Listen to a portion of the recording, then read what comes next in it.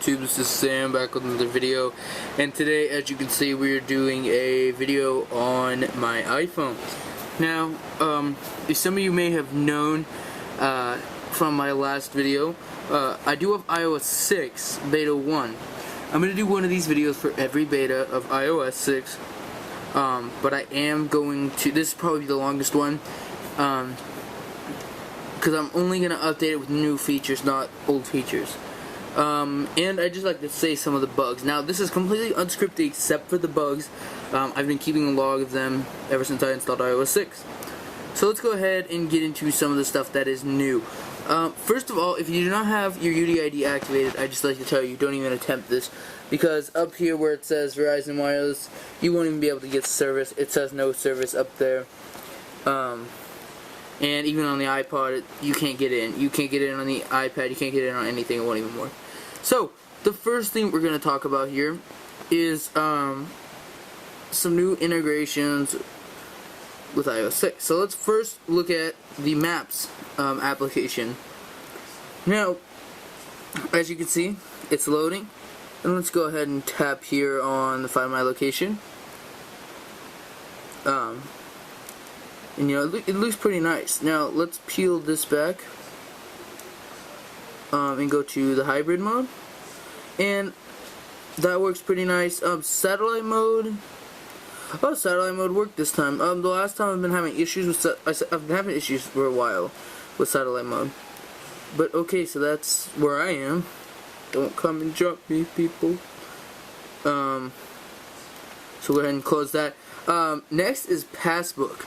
Now, I've noticed that Passbook is not working, or at least I don't know how to get it to start working right now. All it says is Passbook is for the stuff in your pocket: boarding passes, tickets, store credits, and coupons. And that's all it has. So hopefully something there is going to happen. Next, I'd like to talk about Game Center. I actually have not opened the app, so we're going to see if there's anything new in it. I know that you can go across...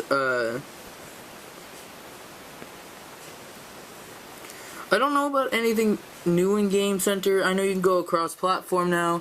I haven't tested it out yet. But yeah. There is a new iTunes store.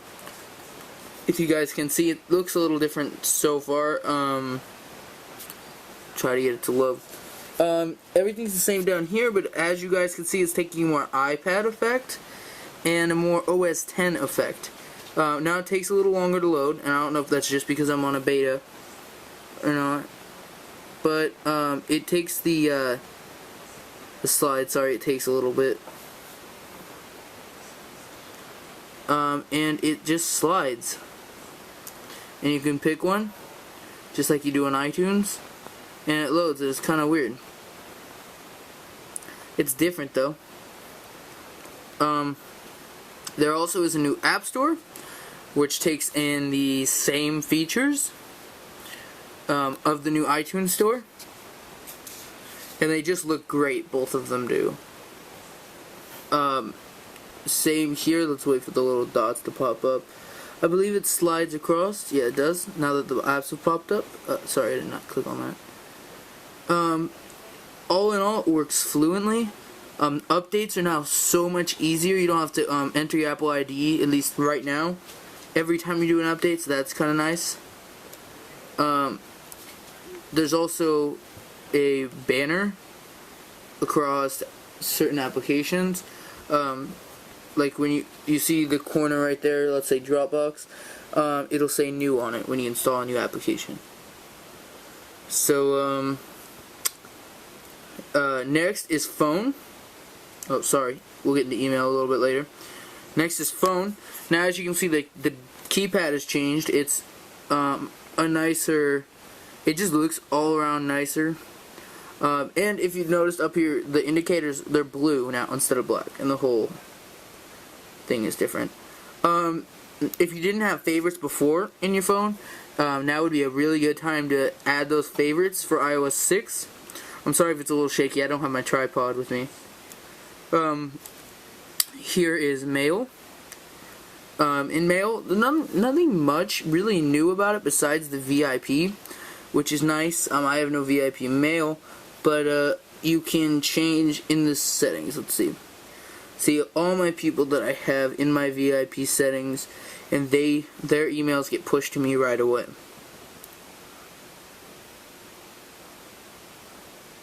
Let's just go ahead and close these so my phone doesn't start lagging a little bit. It usually doesn't. I haven't noticed anything in these applications. They all are the same to me. Facebook and Twitter integration. I know Twitter's been there, but it got a little better. So now when you take down your notifications menu, you can tap to tweet or tap to post to Facebook.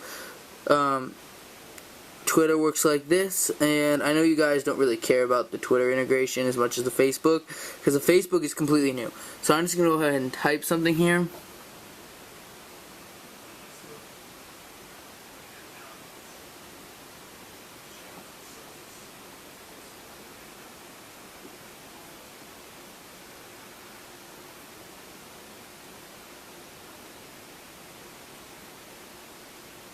Sorry, I had to do that with one finger.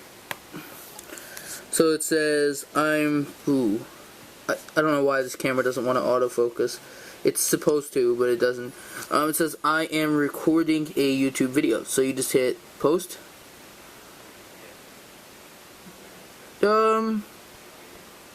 Okay. I'm currently logged out right now, but it still works. So we can do the same thing with Twitter as well.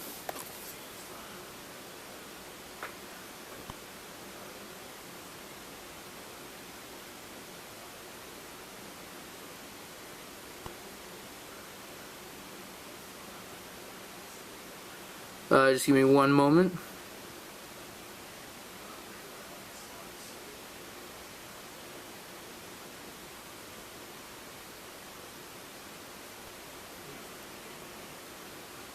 Feel free to skip through this if you don't want to see it. But, okay, so now I can hit tweet, and my Twitter should be logged in. And, I believe my volume is off just because it's, 1 o'clock. But it usually does a little sound, so that's nice. Also, in the settings, there are a couple of new features. So let's go out. Some things are completely different. They're all changed around. Wi-Fi's up here, Bluetooth is here. It's not in general anymore. I believe Bluetooth was in general. The Do Not Disturb is here now. And when you turn this on, this is great. You also have settings that you can adjust this, and if you see, I know it's not the best quality, but you see a little moon right there. But the Do Not Disturb, just basically, it doesn't turn off all communications to your phone like airplane mode does, but what it does is it just makes it so you do not get alerts for any incoming text messages, calls. Now, if you just turn this on default, you will not get any alerts from any messages, any people at all. Now, you can change it in the settings, and I have mine set to VIP people only. So now everybody gets shut off for my notifications except for the people in my, in my favorites, so it's not my VIP. So, another thing is there's new privacy settings. I haven't really gone through these at all, but there's new privacy settings. Everything's really flipped around. I'd say, like, you kind of have to learn settings again. Some of it's the same, some of it's not. Let me just turn off Do Not Disturb. So yeah, those are some of the new features that I have seen in iOS 6. I have not seen too many of them. Like I said, I haven't seen too many bugs either, but we'll go over those bugs right now, the ones that I have seen. I set my headphones down. Look at my MacBook trackpad and my journal. Okay, so as you can see, I have a small list of notes, nothing big. We can just stare at my iPhone. I just also like to say there are new backgrounds as well, is the one that's right there in front of you. Let me lock my phone so you guys can see the background better. There's a new background. New wallpaper, it's kind of nice. But a couple bugs that I've noticed, just going to go over these real fast since it's already 10 minutes long, are small amounts of app crashing. I've noticed my music app has crashed more than anything, and it only crashed a couple times, so that's not bad. I've noticed that whenever you close an app, some of the operations, such as music, plays in the background for a while, and I mean physically close an app, like go down here, double click, you know, and do it that way. And hold it down, hit the red like I do. It'll still play music sometimes. The passbook obviously is not functioning right now. I'm hoping that's just, you know, it'll happen in the next beta. It'll start working again. FaceTime over cellular, it's actually not in beta 1. It did not work. I could not use FaceTime. It told me to connect to a Wi-Fi network. And I noticed just the other day that the play pause button on the headphones. Let's see if I can get that in the light. You guys see this big thing right here? This button in the middle that's supposed to, you know, play, pause your music and answer and hang up calls does not work to hang up calls. It does work to play and pause music, but it does not work to answer and hang up calls. So that's about it for the bugs. I haven't seen very many other bugs. Go ahead and look on Google or YouTube for any other bug videos. There is actually a jailbreak available for this beta already. It was available, I believe, the first day after this beta was released. It does not have Cydia though. It is SSH only, and I really, not that I'm not, you know, advanced enough to use SSH only. It's a pain in the A word, and I really don't want to do it.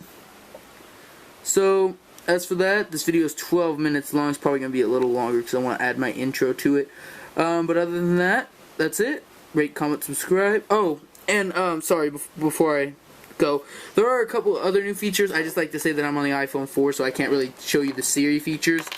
And one other thing I wanted to note was that when you open up Maps, and we're just gonna look in the corner, you see the 3D function right there, and then it goes away. The 3D function is not available on the A4 processors. It's only A5 and A5X. Whoops, that didn't close my app. So I have a feeling that after this comes out for public release, there's going to be a Cydia tweak to enable that on the A4 and iPhone 3GS processor, whatever that processor is. I'm not 100% sure what the name of that is. But, you know, those processors. Because it does look like it's in the software right now. So that's it. Rate, comment, subscribe. Sorry it's taking so long to close this video. Peace out.